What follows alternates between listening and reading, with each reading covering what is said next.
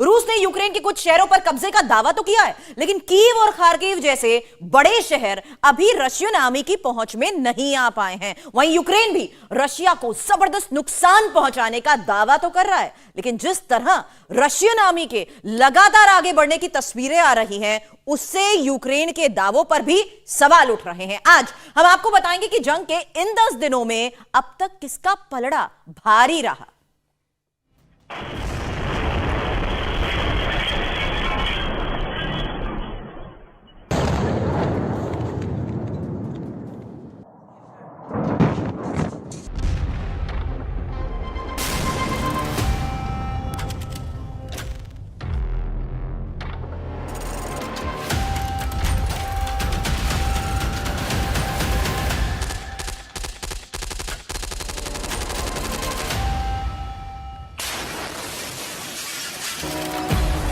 Russia और Ukraine की जंग के 10 दिन।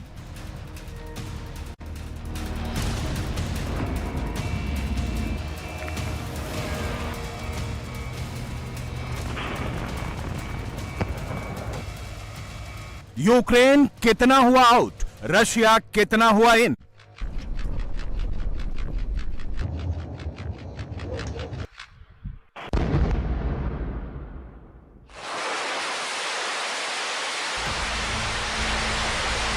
चौबीस फरवरी को जब रशियन फाइटर प्लेन्स ने यूक्रेन पर बम और मिसाइल बरसानी शुरू की थी, तब किसी को भी इस बात का अंदाजा नहीं था कि यूक्रेन इतने दिन तक रशिया का डटकर मुकाबला कर लेगा।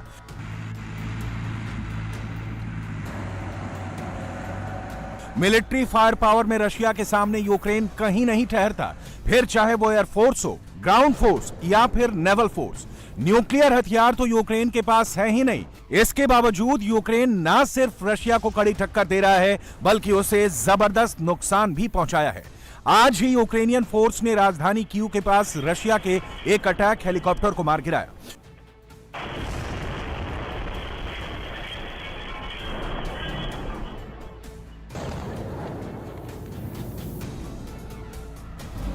दस दिन में रशिया और यूक्रेन की जंग कहां तक पहुंची, यूक्रेन को कितना नुकसान हुआ, रशियन आर्मी को कितना झटका लगा, रशियन अब तक यूक्रेन के कितने शहरों पर कब्जा कर चुके हैं, यूक्रेन की राजधानी कीव से रशियन आर्मी कितनी दूर है, कीव पर कब्जा करने में रशिया को कितने दिन और लगेंगे, इन सारे सवालों के जवाब आपको मिलेंगे। लेकिन पहले आपको दिखाते हैं युद्ध के 10वें दिन आज यूक्रेन में कितनी तबाही हुई और रशियन अटैक को लेकर यूक्रेन के प्रेसिडेंट ने क्या कहा।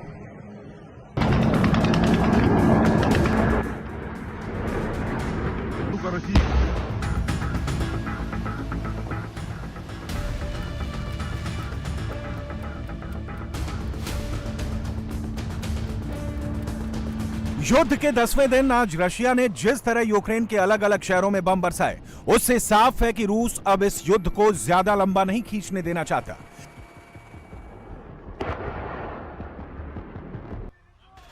हालांकि रशिया ने मारियुपोल और वोल्नोवाखा शहर में युद्ध विराम का ऐलान किया है।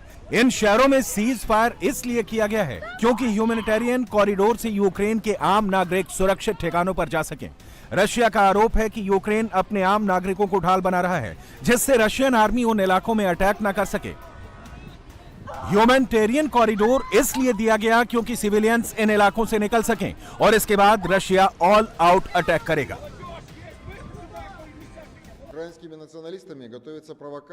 यूक्रेन के कुछ नेशनलिस्ट लोग पश्चिमी देशों के पत्रकारों के साथ मिलकर खार्किव शहर में उकसाने वाली कार्रवाई कर रहे हैं। इन लोगों ने जलियार्दी डिस्ट्रिक्ट और कीव डिस्ट्रिक्ट के बीच रिहायशी बिल्डिंगों में रॉकेट लॉन्चर फिट कर दिए हैं। ये लोग बच्चों को भी बिल्डिंग से बाहर नहीं निकलने दे रहे हैं।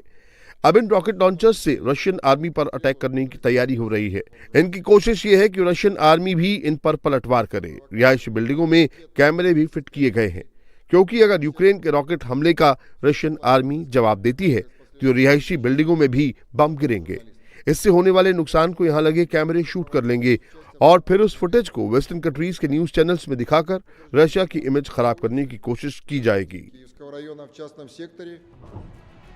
यही वजह है कि आज रशियन आर्मी ने खार्किव की बजाय इरपिन और बेलास केरवा जैसे शहरों पर हमला किया। रशियन फाइटर प्लेन्स ने इरपिन शहर पर बम बरसाए।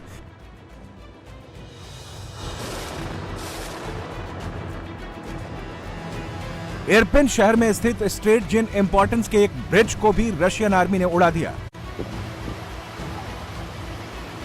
बिलास केरवा शहर में भी रशियन फाइटर जेट्स और लॉन्चर सिस्टम ने बम और मिसाइल बरसाई। ये तस्वीरें बिलास केरवा शहर में हमले के तुरंत बाद की हैं। कई जगह अब भी धमाके से लगी आग दिखाई दे रही है। सड़क पर इतना बड़ा गड्ढा हो गया है, इसी से अंदाजा लगा सकते हैं कि हमले के लिए रशियन आर्मी ने कितने पावरफुल बमों का इस्तेमाल किया होगा। सैकड़ों मकान तबाह हो चुके हैं, पूरा शहर खंडहर लग रहा है।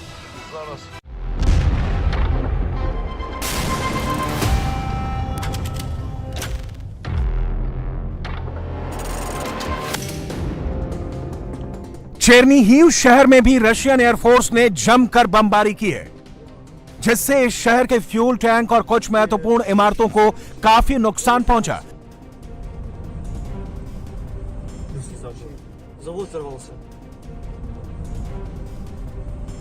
रशियन एयरफोर्स और ग्राउंड फोर्स बेहतर तालमेल कर आगे को बढ़ रही हैं।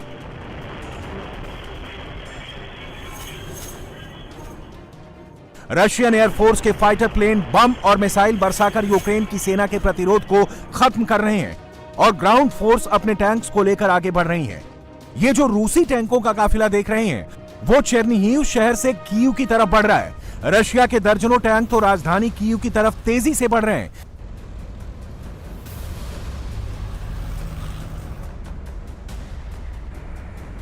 जैसे जैसे रशियन आर्मी कीव की तरफ बढ़ रही है, वैसे वैसे यूक्रेन के राष्ट्रपति का गुस्सा नेटो देशों पर फूट रहा है। वो सीधे सीधे कह रहे हैं कि मुसीबत के वक्त नेटो ने यूक्रेन का साथ छोड़ दिया है। नेटो एक बहुत ही कमजोर संगठन है। पिछले 10 दिन से हम जंग लड़ रहे हैं। हमारे शहर बर्बाद हो गए हैं, बच्चे मारे जा रहे हैं, स्कूल और चर्चों में बमबारी हो रही है, लेकिन नेटो यूक्रेन के एयर स्पेस को बंद नहीं कर रहा है। नेटो कह रहा है कि अगर यूक्रेन का एयर स्पेस बंद किया गया तो रशिया पर हमला करने जैसा होगा। ऐसी बातें वही लोग कहते हैं जो कमजोर होते हैं, जिन्हें खुद पर विश्वास नहीं होता। नेटो को एक बात याद रखनी होगी, आज के बाद से जितने भी यूक्रेनी नागरिक मरेंगे, इसमें नेटो की भी गलती होगी। नेटो ने अभी तक हमें सिर्फ 50 टन डीजल दिया है और कुछ नहीं। अगर आप यूक्रेन का एयर स्पेस भी बंद नहीं कर सकते तो मुझे शक है कि भविष्य में आप किसी नेटो देश की रक्षा कर पाएंगे। नेटो से यूक्रेन के राष्ट्रपति की नाराजगी समझी जा सकती है। रशिया के हमले में यूक्रेन के कई शहर तबाह हो गए हैं। कुछ शहरों पर रशिया ने कब्जा करने का दावा किया है, लेकिन नेटो की तरफ से अब तक यूक्रेन को कोई ठोस मदद नहीं मिली है। रशिया के साथ नेटो डायरेक्ट लड़ाई नहीं चाहता, यह बात तो समझी जा सकती है, लेकिन नेटो की तरफ से यूक्रेन को जो हथियार देने का वादा किया गया था, वो भी पूरा नहीं हुआ। इस बीच रशियन आर्मी लगातार आगे बढ़ती जा रही है। यूक्रेन के हर बड़े शहर में रशिया के सैनिक पहुंच चुके हैं।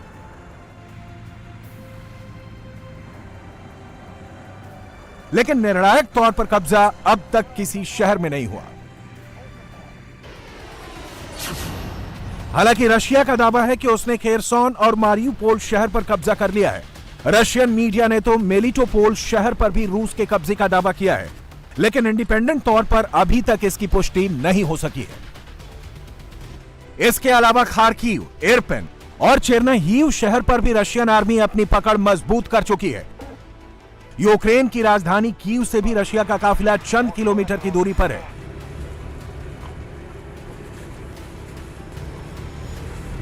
कीव के रीजनल एडमिनिस्ट्रेशन ने एक स्टेटमेंट जारी करके उन इलाकों के नाम बताए हैं जहां रशियन अटैक का सबसे ज्यादा खतरा है, और ये इलाके हैं जायतोमीर हाईवे, बुचा, इरपिन, होस्टोमेल इलाका, माक्रीव और विशोड शहर का उत्तरी इलाका।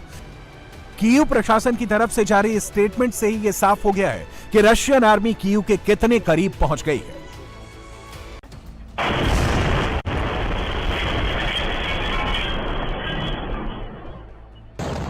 दस दिन से यूक्रेन की सेना अपनी क्षमता के मुताबिक रशियन आर्मी का मुकाबला तो कर रही है, लेकिन अब वो धीरे धीरे बैकफुट पर आने लगी है। यही वजह है कि रशियन आर्मी आगे बढ़ती जा रही है। ऐसे में उनका मुकाबला करने के लिए अब यूक्रेन के आम लोग सड़कों पर उतर रहे हैं। यूक्रेन के कई शहरों में आम नागरिक ही रशियन टैंक्स और आर्मर्ड व्हीकल्स का रास्ता रोकते नजर आए। इस वक्त जो तस्वीरें आप देख रहे हैं वो यूक्रेन के मेलिटोपोल शहर की हैं।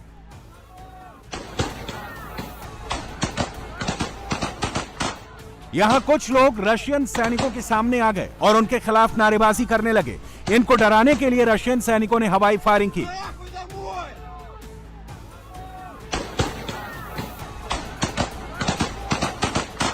गोलियां चलती देखकर भी ये यूक्रेनी नागरिक पीछे नहीं हटे और आगे बढ़ते हुए नारेबाजी जारी रखी। रूस के सैनिक ही पीछे हटते नजर आए और इसकी वजह शायद ये है कि रशिया और यूक्रेन की जंग का एक मोर्चा मीडिया में भी खुला है। वेस्टर्न मीडिया में वही तस्वीरें दिखाई जा रही हैं जो यूक्रेन से आ रही हैं। ऐसे में अगर रशियन आर्मी के जवान इन निहत्थे यूक्रेनियंस पर गोली चलाते तो दुनिया भर में हंगामा मच जाता। रशियन आर्मी को रोकने की इसी तरह की तस्वीरें दूसरे शहरों से भी आई। कहीं पर लोग रशियन आर्मी के काफिले के आगे लेट गए, कहीं पर वो हाथों से गाड़ियां रोकते नजर आए।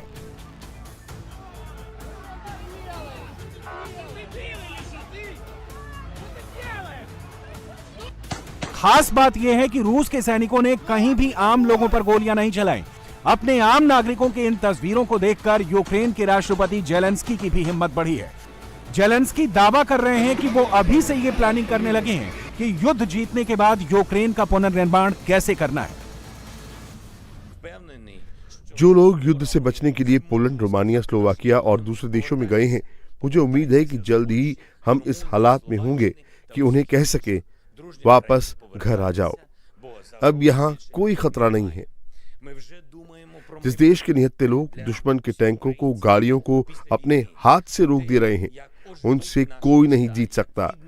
मैं अभी से ये प्लानिंग करने लगा हूँ कि युद्ध जीतने के बाद क्या करेंगे, जंग से तबाह हुए शहरों को किस तरह बसाएंगे, अपनी अर्थव्यवस्था को किस तरह ठीक करेंगे। मैंने वर्ल्ड बैंक और आईएमएफ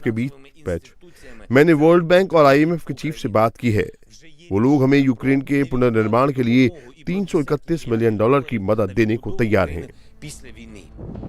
जेलेंस्की तो युद्ध जीतने का दावा कर रहे हैं, हालांकि ये अभी बहुत दूर की बात है। लेकिन एक बात तो सच है कि इस जंग में यूक्रेन ने रशिया को बहुत नुकसान पहुंचाया है।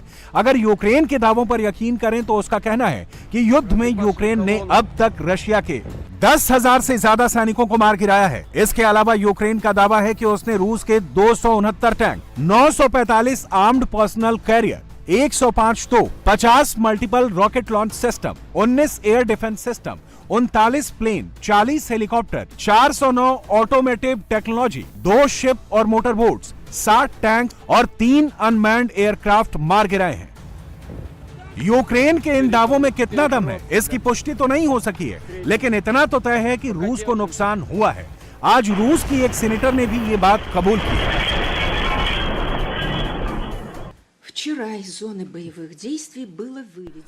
कल जंग के मैदान में उन नए सैनिकों को निकाला जा रहा था जिन्हें जबरदस्ती फौज में भर्ती किया गया। इन जवानों को वापस लाया जा रहा था, लेकिन 100 लोगों की कंपनी में सिर्फ 4 सैनिक ही जिंदा लौटे।